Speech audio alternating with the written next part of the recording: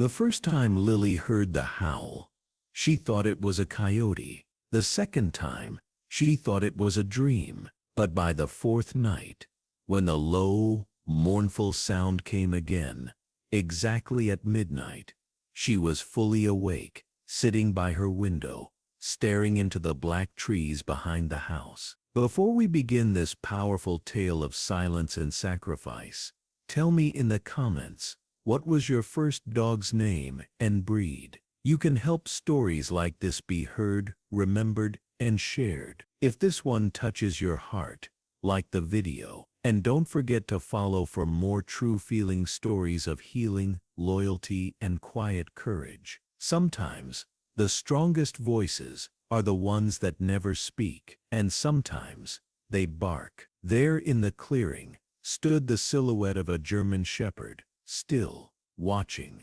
waiting. Her house sat at the edge of Blackstone Woods, a stretch of land the locals avoided. Her parents told her never to go near it, especially at night, but they'd never told her why. At breakfast the next morning, Lily cleared her throat. "Did you guys hear that dog again?" Her mom didn't look up from her phone. "Probably a stray." Her dad lowered the newspaper. "Don't go near it." "Why?" "Because I said so." Lily stared. The way he said it wasn't protective. It was fearful. That night, she waited by the window. 11:53, 11:58, 12 o'clock. There it was. The howl. Long, low, heavy with something that felt like grief. And again, that same shape in the trees. She grabbed her flashlight, slipped on her sneakers, tiptoed down the stairs. By the time she crossed the backyard,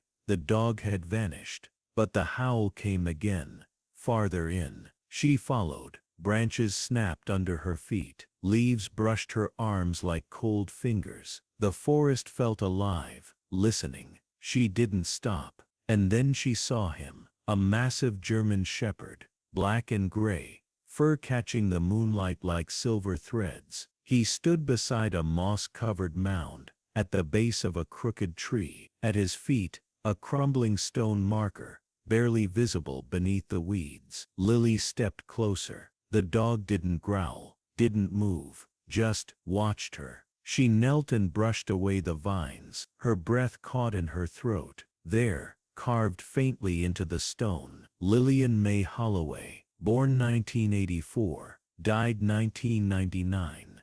She was light. Her hands trembled. That was her name. She stumbled back. No, the dates didn't make sense. This girl would have died before Lily was even born. But the name, the middle name, even the shape of the face carved into the weathered photo frame, it looked like her, exactly like her. The dog let out a single low whine. She turned to him. "You knew her." He stepped forward and placed something at her feet, a small silver locket, covered in dirt. She opened it with shaking fingers. Inside was a faded photo. Two young girls. One was clearly the girl from the grave. The other was a baby, swaddled, identical. She looked at the initials etched in tiny letters inside the lid. Low MH and L. Twins. She ran home, didn't sleep, didn't speak. She sat on her bed until the sun rose, staring at the grave dirt under her fingernails. The next day, she asked her mother straight out,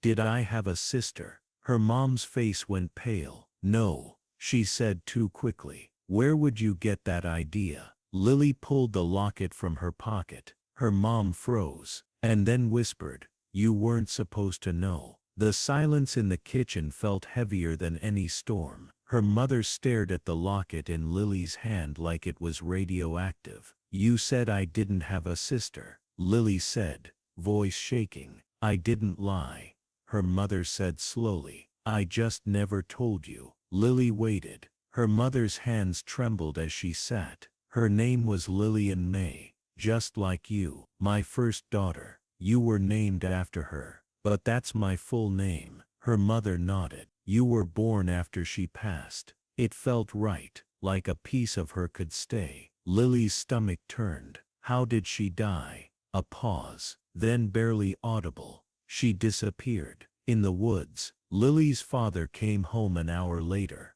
When he saw the locket, he didn't ask where she found it. He just sat down and buried his face in his hands. So that was her answer. They told her the rest in pieces. Lillian May had been 15 when she went missing, just like Lily now. It was October. She had gone for a walk, said she was meeting a friend at the edge of Blackstone Woods. She never came home. They searched for weeks, but no body was ever found, until apparently, now. Lily returned to the grave the next night. Titan was there again, waiting beside the stone. This time, she sat beside him. "I think you knew her," she said softly. He laid his head on her knee. She looked at the stone again, at the name, the photo. They had the same eyes. "I didn't even know I was a second child," she whispered. Titan stood, turned, walked deeper into the trees. She followed.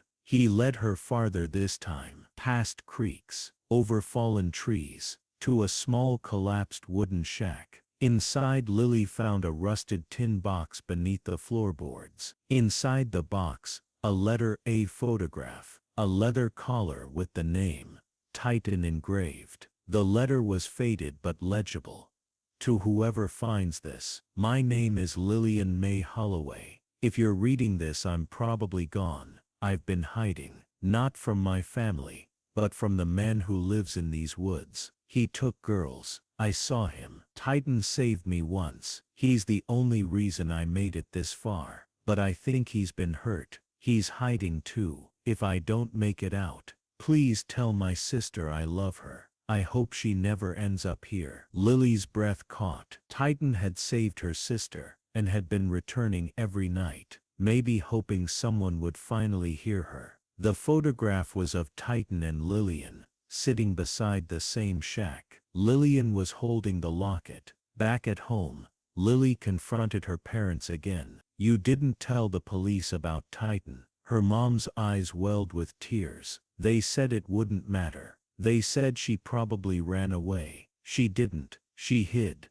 because someone was taking girls." Lily placed the letter on the table. "This proves it." The next morning, Lily took everything to the police. At first they were skeptical, until Titan led them to the shack, and the box himself. Forensics matched fingerprints on the photo and letter to an old missing persons case from 1998, and DNA from the gravesite confirmed it. Lillian May Holloway had died there, likely from injuries, but she'd lived for weeks. That week, an old man living near the forest edge was arrested. A man whose property shared a hidden fence line with the woods. The same man who'd been questioned, then dismissed, in 2 other disappearances. This time, they had proof, thanks to a dog who never stopped returning to the place he last saw her. Lily visited the grave again, this time with flowers. She placed them beside the headstone,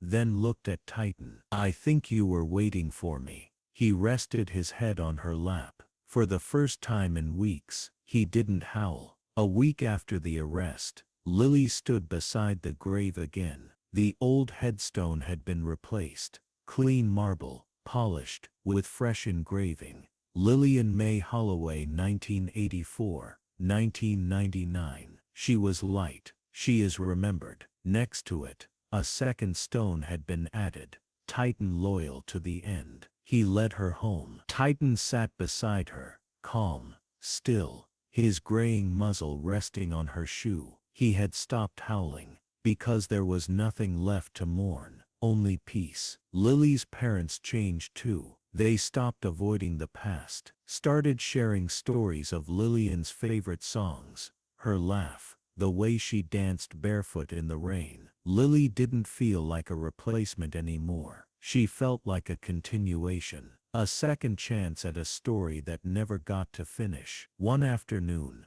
Lily opened a dusty box in the attic. Inside, drawings, old school papers, and a journal. Her sister's. She read it all. Lillian had dreams, regrets, worries. She had written about Titan often, how he found her when she was scared, how he slept beside her, even when he was wounded. And in the last entry, one line was underlined twice. If I don't make it out, I just hope she's nothing like me. But still brave enough to follow the dog. Lily smiled through her tears.